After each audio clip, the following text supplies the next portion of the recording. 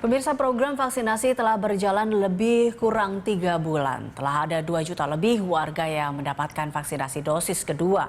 Para pakar mengingatkan agar masyarakat yang telah divaksinasi COVID tetap menjaga protokol kesehatan untuk mencegah penularan. Lalu seberapa besar peluang orang yang divaksin potensial terpapar COVID-19?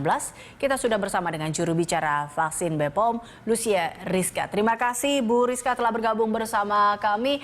Bu Rizka, sebenarnya kalau kita berbicara ini sebenarnya apakah orang yang telah divaksin memiliki kekebalan untuk selamanya? Ini kan yang kemudian muncul bahwa kalau sudah divaksin aman seperti itu. Tapi sebenarnya seperti apa sih Bu? Baik, terima kasih Mbak Elisa. Pertama-tama yang perlu kita ingatkan bahwa vaksin tidak memberikan perlindungan 100% kepada orang yang menerima vaksin. Jadi tidak otomatis 100% kita akan kebal karena kita masih ada persentase yang mungkin orang tidak akan terlindungi dengan mendapatkan vaksin ini. Kita ketahui efikasi vaksin tidak semuanya 100%, ya. Kemudian juga tidak juga dia akan kebal selamanya. Tidak ada vaksin yang memberikan kekebalan untuk selamanya, ya. Untuk vaksin-vaksin COVID-19 ini kita belum mengetahui sampai berapa lama dia dapat memberikan daya perlindungan atau kekebalan dalam tubuh kita. Karena kita ketahui ya semua masih baru pengembangannya. Semua vaksin masih diteruskan ya uji kliniknya untuk melihat kekebalan atau daya imunitasnya, imunogenisitasnya dalam jangka waktu yang panjang. Nah, nanti kalau kita sudah melihat setelah 6 bulan, seberapa persen orang-orang yang masih mempunyai kekebalan, kemudian kita lihat lagi dalam 1 tahun, disitulah kita akan bisa menentukan berapa lama kekebalan vaksin tersebut dapat memberikan potensi pada setiap orang yang menerima vaksin. Beberapa lama orang yang menerima vaksin dapat memperoleh kekebalan. Ini masih terus dalam pengamatan, Mbak, karena kita masih terus menjalankan penelitian untuk vaksin ini. Oke, berarti sejauh ini dikatakan bahwa tidak ada vaksin yang bisa memberikan kekebalan untuk selamanya. Tidak ada yang 100% seperti itu ya. Jadi apakah orang yang divaksin dan belum divaksin berarti ini sama-sama masih memiliki resiko terpapar seperti itu ya Bu ya? Berapa persen sih kemungkinannya Bu? Iya, memiliki resiko terpapar iya. Tetapi pada orang-orang yang telah mendapatkan vaksin, dia memiliki resiko untuk terinfeksi, ya beda ya terpapar sama terinfeksi ya. Terpapar itu terkena virus, terinfeksi itu virus yang masuk menyebabkan infeksi ya.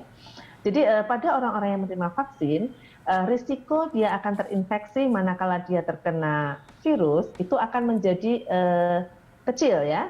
Dan juga kalaupun dia terinfeksi, misalnya orang yang habis divaksin 2 kali kok masih positif ya, masih bisa terpapar virus. Nah itu dia akan derajat keparahan penyakitnya juga akan menjadi turun ya, tidak akan menjadi parah.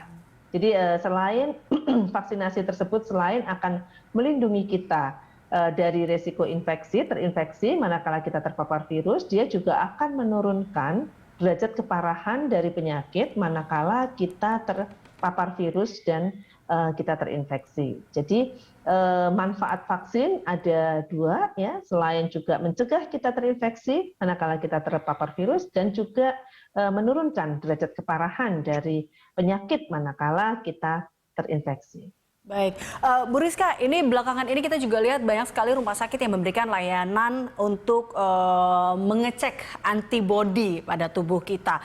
Nah ini ada yang setelah divaksin, bahkan ada juga yang setelah pasca kesembuhan dari terpapar COVID-19. Nah sebenarnya ini nih layanan antibodi ini sebenarnya seberapa perlunya kah atau seperti apa sih sebenarnya layanan antibodi ini? Kalau layanan antibodi mungkin bukan kewenangan saya ya untuk menjawab karena ini kewenangan pelayanan kesehatan ada di teman-teman saya ada di Kementerian Kesehatan. Tetapi yang perlu saya ingatkan bahwa layanan untuk pemeriksaan antibodi ini kita harus perhatikan bahwa harus terstandardisasi.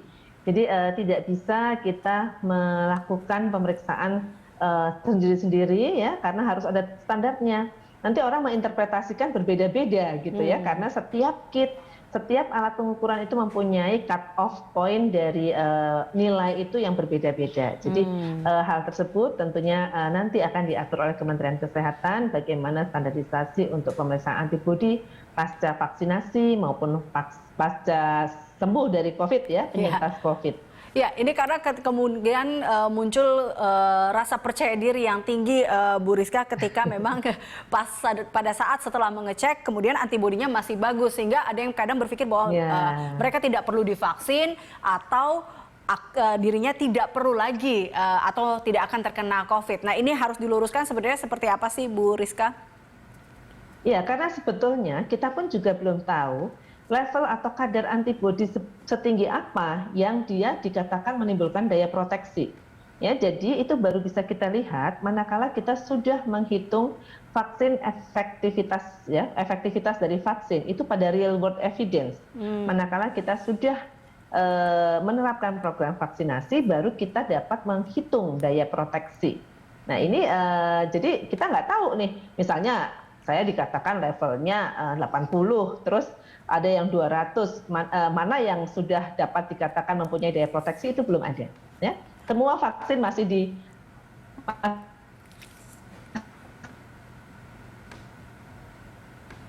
Bu Rizka?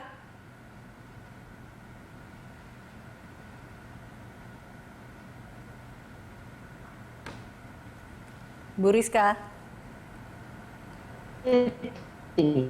Level berapa cut-off-nya di... Halo? Ya, baik. Ini tadi agak sedikit terputus, Bu Rizka, tapi ini boleh terakhir sekaligus menjadi closing statement Anda. Jadi apa yang memang perlu diperhatikan agar keabayan masyarakat yang sudah maupun yang belum divaksin ini dapat terbangun dalam mencegah penyebaran COVID-19 ini, Bu Rizka? Ya, pertama-tama yang belum divaksin tentunya kita harus menyiapkan diri kita untuk segera ikut berpartisipasi dan ikut divaksin manakala sudah mendapatkan gilirannya ya nanti pada vaksinasi, karena vaksin tersebut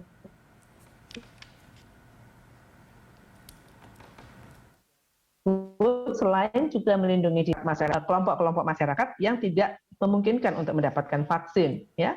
Kedua, kita harus ingat bahwa sekali lagi vaksin tersebut tidak 100% memberikan proteksi. Oleh karena itu, penerapan protokol kesehatan tetap harus dilaksanakan meskipun kita sudah mendapatkan vaksinasi.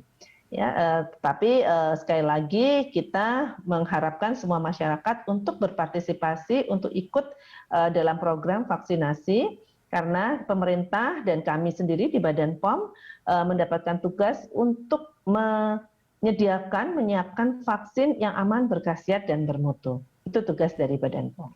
Oke, baik. Karena vaksinasi ini untuk semua ya, bisa dikatakan seperti itu ya Bu, untuk semua masyarakat Indonesia. Dan balik lagi bahwa vaksinasi bukan jaminan kekebalan COVID, jadi tetap harus patuhi protokol kesehatan.